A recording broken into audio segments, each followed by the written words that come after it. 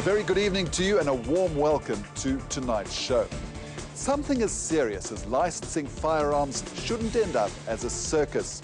But exactly 7 years since the Firearms Control Act came into being, the man in charge has been suspended, the police are being sued, and thousands of gun owners are still waiting for those elusive licenses. Here's Chantal.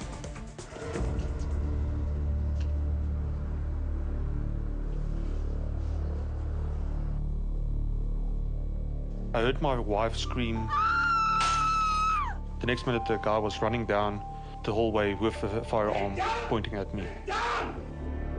Don't look at me! You actually just see this weapon in your face, and something just told me, be calm. There's nothing you can do at this stage. Just do what I say, and hopefully you won't get hurt. This was the second time a gun had been pointed in Tobias Jansen van Noordwijk's face. The second armed robbery in 6 years at his house in Birchley, east of Johannesburg. How the hell can somebody come into our house, do this to us, threaten us?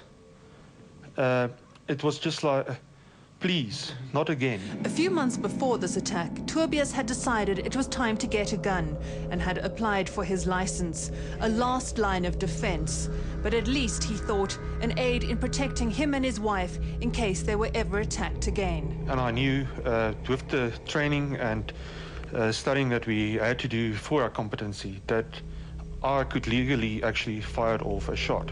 But Tobias couldn't fire a shot because the gun he purchased was locked away in the safe of a gun shop owner. At the time, he'd been waiting almost a year for his firearm license to be approved. The Firearms Control Act came into effect on the 1st of July 2004, designed to tighten control over weapons. All existing firearms owners had to relicense their guns, and together with first-time applicants had to do proficiency tests in order to get competency certificates. Since the Act was implemented in 2004, we've reported on progress or lack thereof. But 7 years down the line, applications are still not being processed in time. In 2009, head of the Central Firearm Registry, Brigadier Jaco Botma, denied there was a backlog. But last year, he changed his tune and said applicants who'd only applied at the last minute were to blame. If every person comply, as I said, from the first moment go, it was a very easy process. Many people went in and did what they were supposed to do. 100%. Now you can think for yourself. In a duration of a period of 10 to 11 months, we receive a few applications. Okay. In 1 month, we receive a bulk. 4 months after this interview, Police Minister Nathi Mthethwa admitted that the Central Firearms Registry had a backlog of over 1 million applications for new licenses, renewals and competency certificates. He pledged that by the middle of this year there would be a turnaround. But gun owners have laughed this off and said there have been few changes. There was one big change, though. Brigadier Botma was suspended in December last year for allegedly causing the backlog. Botma's suspension is not yet finalized, and there's ongoing litigation. In February, official police statistics indicated that the CFR had finalized just over 300,000 of a backlog of over 1 million. Paul Oxley, an executive member of Gun Owners South Africa, says the minister may have been too quick on the draw when he issued this time frame.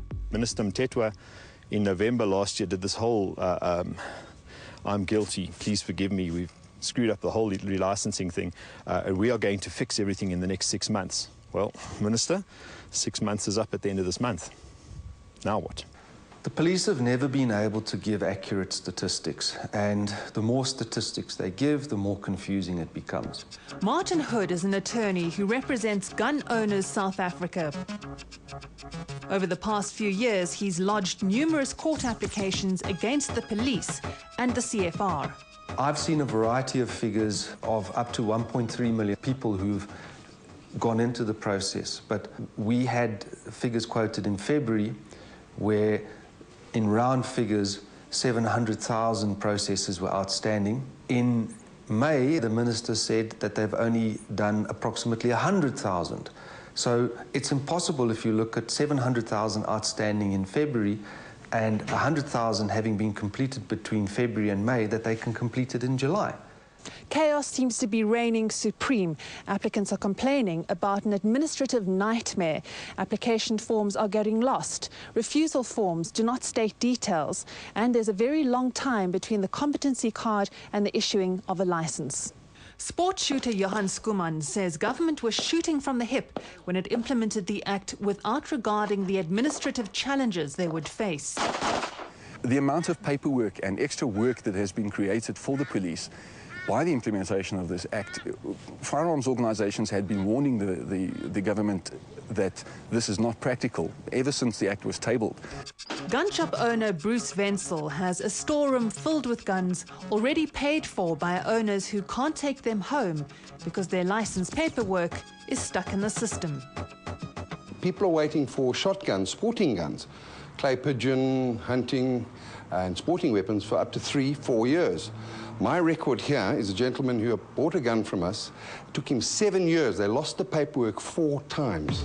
Just more than 2 years ago, the North Gauteng High Court gave an interim ruling that the old green licenses were still valid.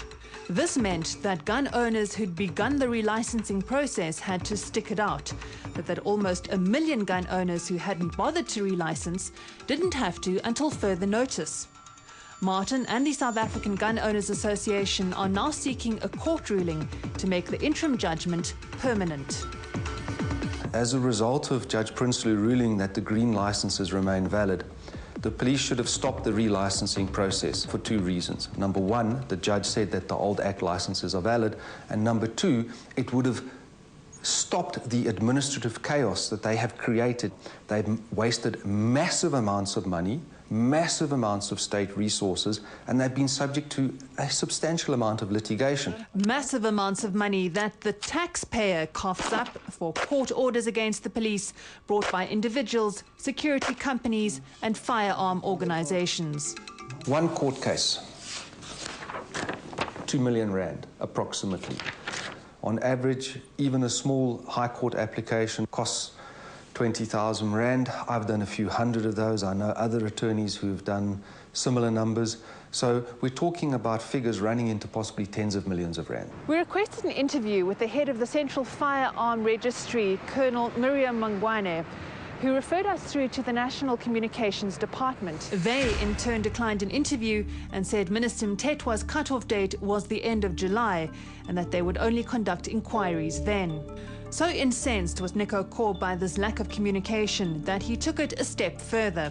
His application for an anti-rifle was lost in the ether for more than 5 years, so he'd set his sights on the Commissioner of Police. Eventually, there was an application given to the court for a warrant of arrest for Mr. Becky Shirley for not adhering to the initial court order. The court order compelled the CFR to sort out Nico's application immediately. It was only after the application for the warrant of arrest of Commissioner Cele reached the media that Nico's efforts were rewarded. The application magically appeared within 3 days, and it was rejected.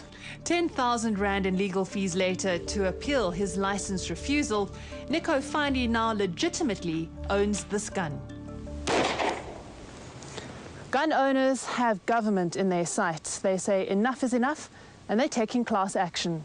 We have to try and guarantee our rights and fight for our rights and fight for administrative justice. Now, class action seems to be the easiest way in which we can make it affordable enough for the man on the street in order to obtain a lasting solution to the problems that we're experiencing. The man on the street who needs to defend his life is hugely prejudiced by these laws. They get required to license and jump through bureaucratic hoops, and then they wait years and years and years and years, and then they hear that the police have lost their forms, and can they please reapply? It seems as if one of the strategies employed by CFR to reduce this backlog has been to arbitrarily refuse applications left, right and centre. When the Minister started putting more resources into the Central Firearms Registry, the number of refusals has increased dramatically. It's climbed from around 13% to 46%. According to the police's own statistics in a statement last month, in May alone, of 1,300 applicants who appealed against their refusals, 800 were then granted their licenses. This act is most definitely discriminatory, not only in its content, but in the way that the police have been instructed to implement the act. I think what's important, though, is that we mustn't just look at firearm owners. We must look at the state and the way it interacts with its citizens, where a group of people have been stripped of their rights, their constitutional and administrative rights, and have been treated as if they are criminals. And that must be cause for concern for everybody, because if the state can do it to one group, they can do it to everybody. The backlog of 700,000 applications cleared by the end of this month. That should be interesting.